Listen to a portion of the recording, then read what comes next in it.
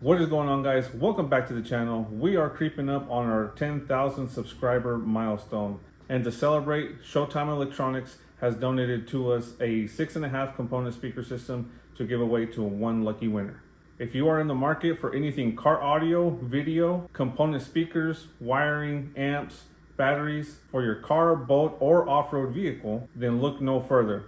Showtime Electronics have been in the business for 12 years, carrying major brands like JVC, Kenwood, Kicker, Excess Power, Down for Sound, and much, much more. Staffed with highly experienced team members who strive to give you the best deals on any product with as much information as possible through informative videos, reviews, how-tos, and advice from the industry's top experts. Again, Showtime Electronics have provided us with a set of 100-watt 6.5 component speakers from Sundown Audio for one lucky winner. And all you have to do to enter to win is share any video on this channel, comment 10K giveaway on any one of those videos comment section, and the giveaway ends once we hit 10,000 subscribers, so make sure you get your entries. Now, let's get into the video. All right, what is going on, guys? Welcome back to the channel. Today we are going to continue with Audri's OBS build, but we're actually going to move to the front end and install the infamous upper and lower control arms. But we need to do a little bit of a cleaning because we are a little bit dusty in here. Need to move that transmission out of the way, move these tires a little bit out of the way over here, and just kind of give a little general cleanup because it is kind of getting a little messy in here. So shouldn't be nothing too complicated. Hopefully we don't run into any issues, but we'll see once we get there. So again, just going to pull the wheels off, pull the upper and lower control arms out. Hopefully that spring doesn't kill us when it slings out of there. But yeah, I'm going to spend a few minutes first to kind of clean up. But that is going to be on today's episode of the OBS build. Kind of taking a break away from the rear half of this. So the last 2-3 videos have been on just this back half. So without further ado, let's get to cleaning, and then we'll start pulling the front suspension off.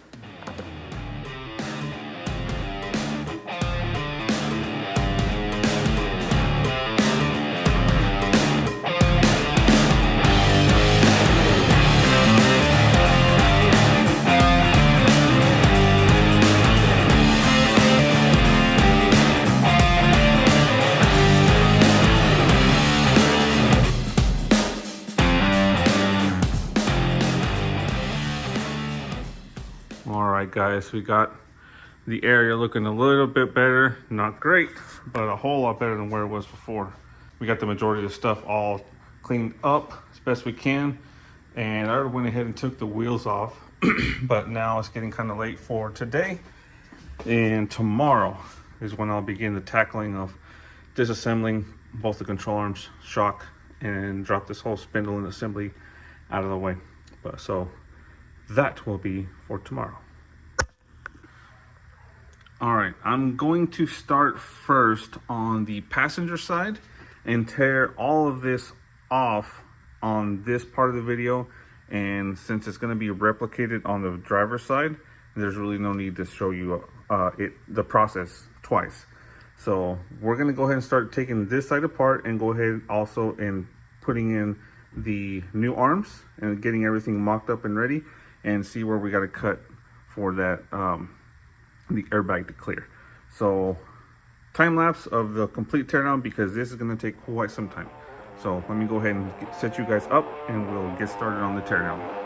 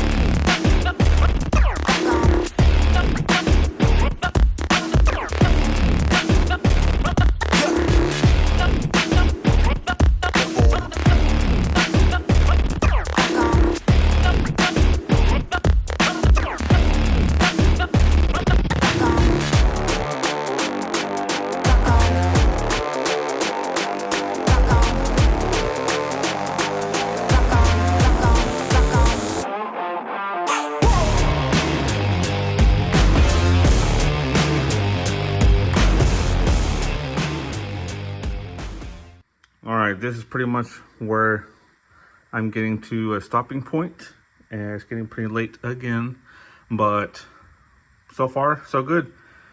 Just the only struggle I had was with taking the bolts in and out and then putting these newer control arms in. Just takes a little bit of grease, but a little hammer time. But they went in just fine, no problems. And now tomorrow what I'll do is start cutting this part of the frame right here to clear the airbag. So that's going to be on the next agenda, and then also putting in the upper back plate, which I got to go find. But yeah, that's going to be next, but for tomorrow.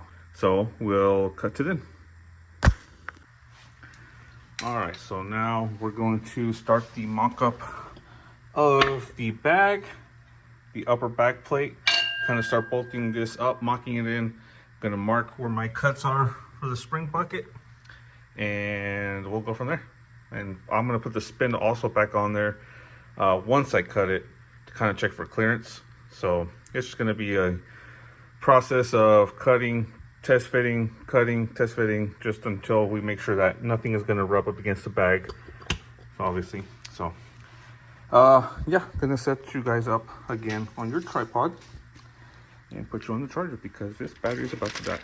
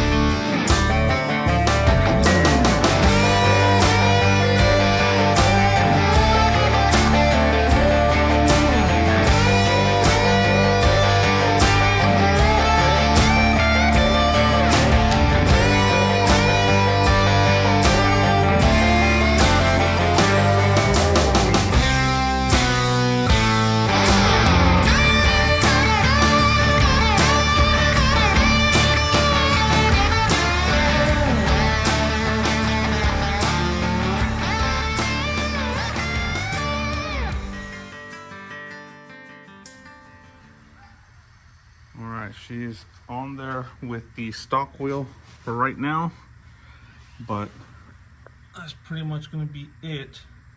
It is a little bit close right there, but we can still do some trimming. Let's see if we can get in here. Get my flashlight. So got plenty of clearance in the back. Only concern is might cut a little bit off the top right there, because we still need to come up. So mainly it's the back side, it looks like. And even right there, just for comfort, I'll cut it back just a little bit more. But everywhere else is pretty much clear. Got plenty of clearance. So it's already touching the inner fender up there. And obviously we're gonna do tubs in the end. But as you can see, between here and here, that's how much more room we have to lift the control arm up, so that bag will compress a little bit more. Now I did swap it out for the bigger bag just in case we end up having to swap these bags. So just put the big one in there for now, just kind of for mock up to see what kind of clearance we would need in the future if we did upgrade for bigger bags in the front. But right there, she's tucking the stock wheel, and it wouldn't lay on the ground. That's going to be the issue right now. So unless we pull out those inner fenders, and we're going to have to figure out what to do with the battery, and then just, I guess, put a short ram intake for the time being in order to clear the tires. So we'll see what we can do in the meantime, but for now, that's pretty much where that's much as she's going to be able to tuck. Still got a little bit more room, but not much. And then the new wheels should be coming along, and even with those, we might not have enough clearance. So we'll see when he brings some new wheels. All right, guys, so we're back on this on the next day. No, when I last left off a couple of days ago, I mentioned that with the suspension fully compressed, the bag was rubbing up against this area. So I'm gonna cut that back a little bit more, and then Jeff and I went over this. He came by the other day to drop off the wheels, but I'm not gonna show him just yet. But he did mention, like, since this arm needs to compress more, I do need to cut a little bit more of the metal off here just so the arm can come up just a little bit more. The front of it is fine. That's not going to hit, but we need a little bit more clearance for the lower control arm to come up just a little bit more. And then, as I mentioned, I'm going to cut a little bit more off of the top. So I'm going to take off the whole front end spindle assembly, back off, take the bag out, cut a little bit more of the metal out, and I'm actually also going to plan to go ahead and remove the wheel tub. And then once I get all that cleared up, we'll go ahead and start putting the new outer tie rods, which is right here. So these are going to be some hind joints for the outside, and then once we get these on, we'll be able to go in there and mark on the frame where we're going to have to notch to clear the tie rod. So my only concern is, I believe, I'll have to go check on their website, is I believe that I'm going to have to drill out the hole right here in order to fit these big bolts. So, well, actually, no, they kind of looked, no, they're not tapered. They kind of looked tapered for a second, but yeah, I'm gonna have to get a drill bit to drill this out, so, which I don't have. I'm gonna have to go pick that up. But today, what I'm gonna end up doing, like as I mentioned already, cut that, make a little bit more excess, take off the tub. So let me clear this out a little bit. Got to get the trash can out of the way, and we'll make those modifications, and then we'll see when I can get the drill bit for this. If I finish this early, which again shouldn't take me that long, I'm actually going to go ahead and just do all of this process on the other side, because the other side I have not torn down yet. So I'm going to finish this up, take the tub out, and then see if I can get the teardown done on the passenger side. That one will just be all on a time lapse, because obviously you've seen the majority of the process on this side. So it's pretty much replicated on the driver's side. So that's going to be the process, same process over there. So let me go ahead and set this up, and we'll go ahead and start cutting this side and then taking the other side apart.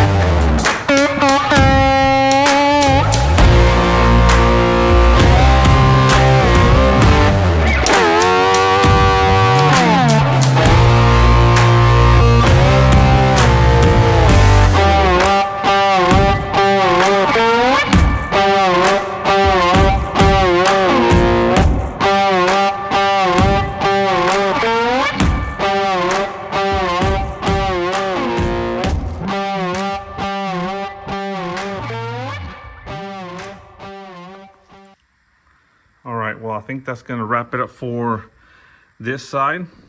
And as I mentioned before, now I'm to a stopping point till I get those shock mount brackets and I go buy some tubing to notch the frame up here.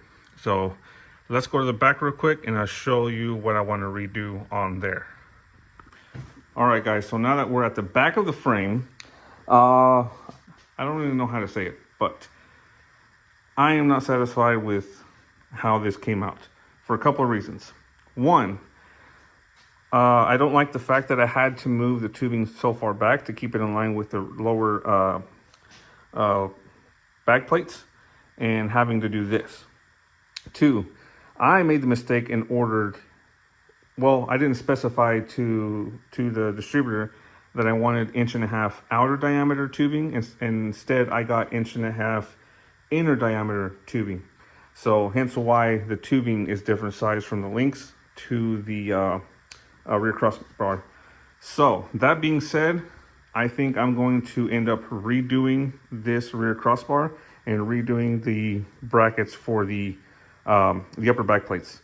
So the only problem is Jeff is coming this weekend to take the links and the control arms to get powder coated, and I need to have the differential in place for when I re-weld the upper back plates as well as the shocks that we're going to be mounting on the outside. So what I'm going to be doing is essentially raising up the differential to where the bags would be fully collapsed, and once the differential is up in place where I need it, I'm going to reutilize my old C10 U-bolts and essentially tacking the differential to the U-bolt and then the U-bolt to the C-notch. And then once that's tacked in, I'll have the ability to remove all the links and still have the differential in place to be able to redo the rear tubing as well as do the outer shock brackets. So this is actually giving me vibes or flashbacks to when I was doing my crew cab build. Some of you OG subscribers will remember when I was doing my crew cab, when I was building the frame, I did that straight kick up at first and then straight out, which was a terrible idea. So ended up redoing that, and that came out better. Plated it and all that. And then when I got to the upper back plates, same thing like on this, I did some weird janky stuff. I'll put a video here as to how I did it initially. And then about 2 or 3 weeks later, I said, you know what? I don't like the way this looks. I got a couple ideas just by looking at some pictures online and ended up redoing it like this. So you can see in the video, and came out a whole lot better. It did take a long time because again, I don't have any specialty tools. So I am having to do this just with an angle grinder, and I got to actually go pull out my drill press to be able to redo it. So again, I'm going to cut this out, modify this back bracket and make some new brackets to kind of go into that tubing as I did on my crew cab build, and redo this so it looks a whole lot better than what it does now. So that's going to be the plan, but that will probably be on next week's video. So keep an eye out for that. And in the meantime, again, we're waiting on those brackets, the shock brackets for the front, and I need to also get some tubing to redo to notch the frame for the tie rods. So that's going to cut it for this video, guys. So I want to thank you guys so much for watching the videos. Thank you so much for liking, commenting, subscribing, sharing the videos. It's really been helping me out a lot and really been blowing up the channel. Again, I can't thank you guys enough. Make sure you keep an eye out for the giveaway that I mentioned at the beginning of the video. We're going to be creeping up on that pretty quick at 10,000 subscribers, as well as I have new merch coming. Whatever inventory of my old merch that I still have laying around, I'm also going to be putting that on my website, so make sure you guys check that out. The ball is starting to roll on this channel really fast. So again, can't thank you guys enough. So again, thank you so much for watching. Make sure you comment, like, subscribe, share the videos. It would really help me out a lot. And I will see you guys on next week's video.